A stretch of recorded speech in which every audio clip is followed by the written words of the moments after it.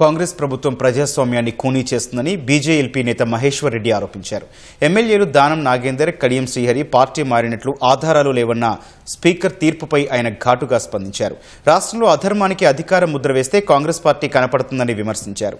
Danam Nagender, Kadiyam Srihari BRS party నుంచి nomination వేసి గెలుపొంది ప్రజా సమక్షంలో కాంగ్రెస్ కండువా కప్పుకున్నారని మహేశ్వర్ రెడ్డి అన్నారు.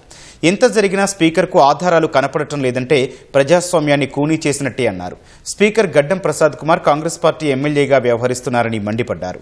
దానం నాగేందర్, కడియం శ్రీహరి పార్టీ మార్పుపై న్యాయపరంగా పోరాటం చేస్తామని మహేశ్వర్ రెడ్డి పేర్కొన్నారు.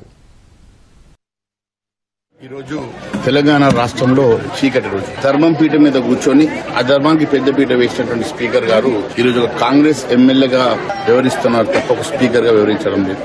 ఈ రోజు ఈ రాష్ట్రంలో జరుగుతున్నటువంటి అన్యాయం చూస్తా ఉంటే ఆ ధర్మానికి నిజంగా అధికారం ముద్ర వేస్తే కాంగ్రెస్ కనబడుతుంది. కాంగ్రెస్ ప్రభుత్వంలో దానం నాగేందర్ విషయంలో గానీ, కడియం శ్రీహరి విషయంలో గానీ అనేకమైనటువంటి ఆధారాలతో ఉన్నప్పటికీ స్పీకర్ గారికి ఎందుకు కనబడలేదని చెప్పి నేను ప్రశ్నిస్తా ఉన్నాను. అంటే అనేకమైనటువంటి నీతి మాటలు మాట్లాడినటువంటి ముఖ్యమంత్రి గారు దీనికి సమాధానం చెప్పాలని చెప్పేసి మేము కోరుతాము. మేము ఇంకా న్యాయస్థానంలో దీని మీద పోరాటం చేస్తాం. న్యాయం ఖచ్చితంగా ప్రజాస్వామ్యంలో న్యాయానికి పీట వేయడానికి మేము ఖచ్చితంగా పోరాటం చేస్తామని చెప్పి తెలియజేస్తా ఉన్నాను.